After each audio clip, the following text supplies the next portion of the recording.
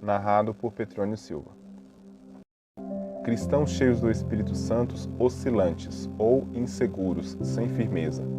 Vejo muitos cristãos nos últimos tempos que uma vez amaram a Deus de todo o coração, caminhando em direção ao naufrágio pelo seu obsessivo amor ao prazer.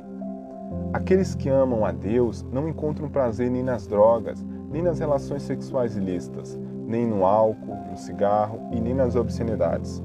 E o diabo sabe muito bem disso. A maior parte dos prazeres carnais ofendem aos cristãos e causam repulsas neles. Vejo milhares de cristãos sentados em teatros, expondo-se a influências desagradantes que antes os aborreciam. Estes não têm se entregado a nenhum pecado em particular, mas têm se acomodado muito bem ao seu passatempo, aos filmes de humor, às festas muito badaladas, às reuniões sociais e ao saborear o vinho. Estes cristãos realmente, eles amam a Deus, mas amam ainda mais os seus prazeres. Na realidade, não são pecadores diante de Deus, somente desconhecidos para Ele. Tornaram-se tão ocupados, oscilando e preocupando em viver uma vida cristã liberal, que tem mudado drasticamente, sem saber no que tem se convertido, no que eles têm se tornado. O súbito rápido dos cristãos dessa terra pegará muito deles desprevenido, tornando-se pessoas que passeiam demais e que param tão pouco tempo em casa que já não podem encontrar uma hora só com Deus. Não tem tempo para falar com Deus em um lugar secreto de oração. Eu vejo o pecado do futuro como um mau emprego do tempo livre. Isso não tem nada a ver com uma oportunidade de passar algumas semanas de férias. Não é um tempo que se emprega numa viagem turística pela Europa ou pela Cidade Santa. Eu não estou me referindo sobre caçar ou pescar. Não são horas passadas cavalgando pelas ondas em cima de aquaplano. Não são horas passadas cavalgando pelas ondas em cima de um aquaplano, nem praticando esqui aquático, nem passeando de barco ou de cavalo. Todas essas coisas elas são lícitas e são boas em si mesmas. Eu estou me referindo a todo o tempo que se perde, o tempo desperdiçado, o tempo que tem unicamente para si mesmo, para escolher o que irá fazer com ele. Tempo que pode ser passado no quarto secreto, falando com o Pai Celestial, falando com Deus. Vejo Satanás vir novamente para acusar os cristãos dos últimos dias, os cristãos dos últimos tempos. Esse texto que estarei lendo é como se Satanás estivesse falando, acusando os cristãos. Observa os cristãos dos últimos tempos.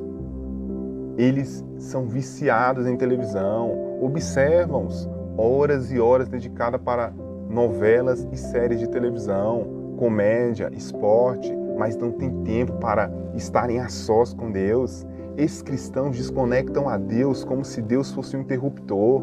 Ele vai caçar, pescar, viajar, vai jogar tênis, golfe, basquete, vai ao cinema, festa, e tem se tornado alguém que há bastante tempo, tem bastante tempo para passear, mas não tem tempo para ler a Bíblia e para orar.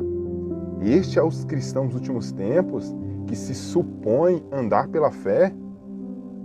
É este aqueles cuja fé vencerá o mundo? É este aqueles que se preocupam com os últimos dias de perseguição e de caos mundial que está por vir? São esses cristãos buscadores de prazer sobre a quais o fim do mundo irá cair? Aí o texto continua. O maior pecado do futuro contra Deus não é desonrar o corpo ou satisfazer a carne e nem sequer blasfemar o seu nome. O maior pecado contra Deus agora é simplesmente ignorá-lo, justamente num dia e numa época em que Ele está chamando, está falando tão claramente. Veja uma evolução irônica. Os cristãos desses últimos tempos, que vivem tão mais próximos do retorno de Cristo do que os cristãos primitivos, passam o menor tempo de todos em sua presença. O maior pecado contra Deus agora é simplesmente ignorá-lo, justamente num dia e numa época em que Ele está chamando, está falando tão claramente. Veja uma evolução irônica. Os cristãos desses últimos tempos, que vivem tão mais próximos do retorno de Cristo do que os cristãos primitivos, passam o menor tempo de todos em sua presença. A mensagem de juízo que vem do retorno de Jesus Cristo não será compreendida por todos os cristãos, pela mesma razão que a mensagem de juízo iminentes não penetrou na mente e nem no coração da geração de Noé, porque estavam tão apaixonados pelo prazer de comprar, vender, plantar e fazer amor. A mensagem de juízo que vem do retorno de Jesus Cristo não será compreendida por todos os cristãos, pela mesma razão que a mensagem de juízo iminente não penetrou no coração da geração de Noé, porque estavam tão apaixonados pelo prazer de comprar, vender, plantar e fazer amor. Que Deus abençoe a todos.